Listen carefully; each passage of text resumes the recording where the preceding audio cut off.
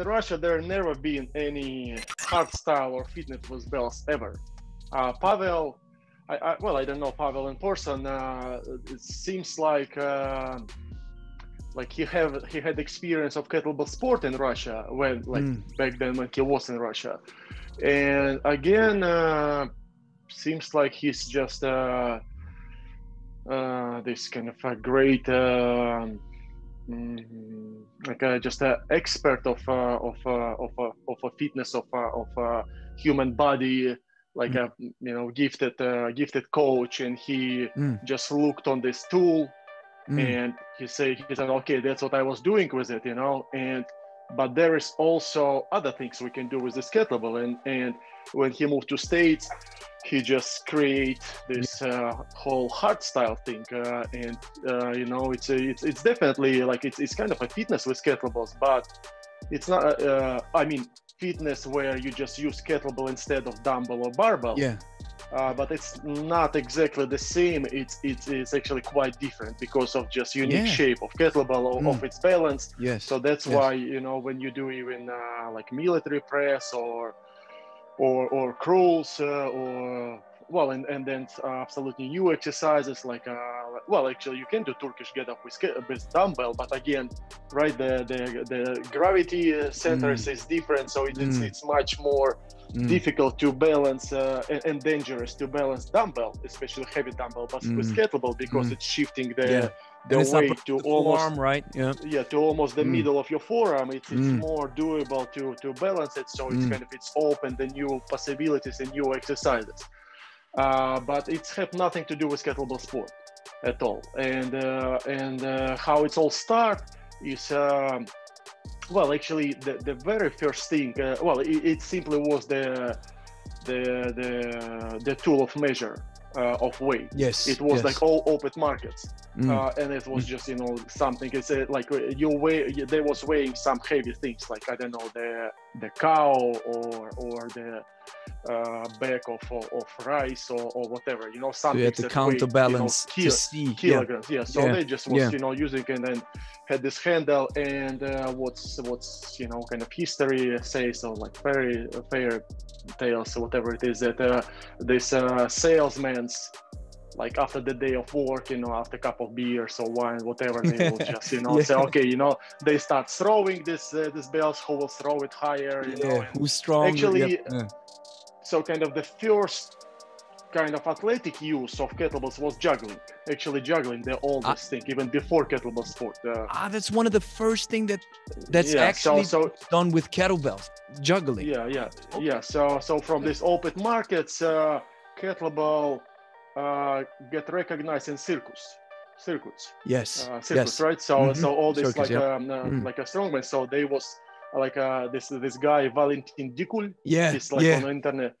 Well, he just have a super heavy bell, and he just did amazing tricks and with drops it on his neck and does stuff like this. Well, he was doing just steel balls without any handles, but he also did kettlebells. So that was the things that was on the beginning of 20th century, like like very first years, just 1910s, 1920s, kettlebells start approaching in circuits. But then after Second World War, military kind of get interested in this tool, because that was kind of sorts of maintaining the Soviet army in a good shape, and okay, what tool we can use, and it just they was looking for cheapest most effective way to do it, and instead of carrying the gym all over place with plates and then bars and all this stuff, so they say, okay, tool, we can just give it 2 hands to each of the soldier, so they will carry it for free, and then they will working out with it. So that's how it starts to be a kind of athletic tool, and it was the first coaches or first Methodists was Olympic weightlifting coaches. It was one federation first.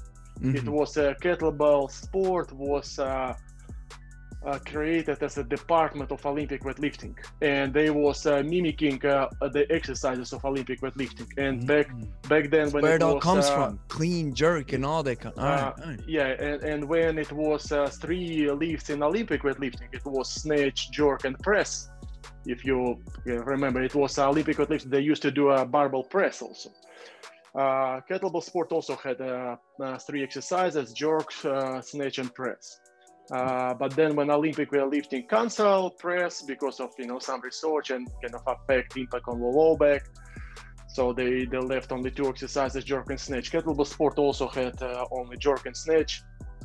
And even my first coach, he was a regional Olympic weightlifting coach. He never was a kettlebell lifter like Timofey Nikolaev from Kaliningrad. He was master of sport in Olympic weightlifting in Soviet Union. Because the dynamic phases of the jerk and snatch just a long answer to your short question. Yep, I'm listening. Where it came from, this rack position and all this stuff. So it came from Olympic weightlifting, and just the kind of difference that it's again sense and the whole kind of technique of exercises or dynamic phase is very similar from Olympic weightlifting jerk and snatch. Actually, Olympic weightlifting jerk, it's actually clean and jerk.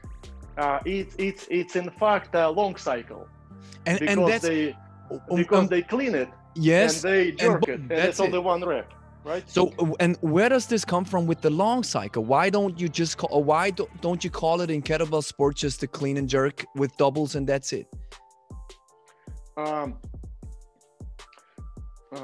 long cycle was invented much later. So if the first official record of kettlebell sport competitions in biathlon, jerk and snatch in 1947.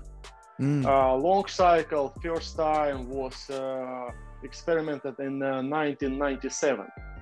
It was early, it's the youngest exercise of kettlebell sport. It's most popular now, but it's the youngest one. And 1997 it was like experimental lift without any scoring.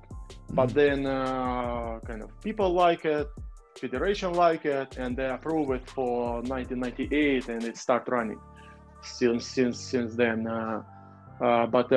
before it was just a jerk and snatch. And again, the barbell, the difference in the rack positions, that barbell is a 1 piece. Yeah. So that's why the whole idea to hold the weight as close to backbone as possible. So that's why Olympic weightlifters, they hold the back straight. Yes. And bar is very close here, so that's why you obviously hold the posture, but you still push from the legs, right? You push, you under squat, you catch. And with kettlebells, when it's 2 kettlebells, even if you will think, okay, I will also do it with a straight back, it's just much harder to stabilize these 2 bells on your shoulders compared to barbell, because it's have no connection here to in between bells. So that's why, like, if you will go 10 minutes like that, it will be less comfortable. So that's why they say, okay, but there is a benefit from it. First, they look on it as the kind of weakness, but then they said, but hey, now we can actually just completely relax our back and just stuck elbows into pelvis, which makes it even more efficient, because as long as weight under the backbone, there is no load on it. And that's the reason why you can curve your back. That's what, and the lower back is safe, because you just transfer the weight, from the top of the forearm bone to the bottom of it, and pelvis and legs right away. So that's how the rack position changes. But the rest is the same. You also kick it with your legs. You catch it on the straight arms. You straighten your arms. Well, and snatch with kettlebells, it's it's just a one kettlebell, not 2, but it's also just a straight. Well, that's actually like when I'm teaching snatch, I'm often just reminding guys that it's very related to Olympic weightlifting snatch. And when we snatch the bar, we under squat, right? No one snatch bar like straight. They go into a double dip. Yeah. Right, so you pull it and you're squatting under it. So that's why efficient snatch, especially when you have troubles with a hand insertion, with going to 10-minute set, you actually want to catch it with a dip, and that gives you a little bit easier hand insertion and a little bit easier catch, especially if your grip starts to get tired. You lost the power and it's difficult for you to snatch it all the way to the top, so you just pull it out and you squat under it, and then you get to the top fixation. Johnny Benitez, he's actually a master of this technique. Like if you watch his very last reps in snatch, when his grip tired, he's squatting all like Olympic weightlifter. Did you say Denisov? No, Johnny Benitez, the smallest one, in 60 kilograms. Because I saw Denisov when he snatches and he's at the end, he starts curling his arm and his form changes drastically. And this is something. But I think that's something that happens. It's about getting those reps out, and I think in the end, it's probably not about form. It's about kicking those reps, right? So then maybe muscle reps, this bent arm muscle reps, you call them. Explanation. Well, a friend of mine called it Rambo reps. Rambo reps. Yeah. So the reason for this bent arm is when your grip is fresh, when it's enough like grip strength in it, we benefiting from pendulum and momentum, right? We swing it wide, but when it's no power at all in your grip, you cannot afford momentum, because this momentum is opening your fingers. So that's why when your grip is gone, you start to benefit from the bigger muscles, and you, instead of going for swing and pendulum, you're switching to up and down, vertical trajectory, where you drop it, and you kind of getting a force absorption by your biceps, and forearm, you counting less on your fingers, you catch it like that, and then you pull it this way also, so you kind of you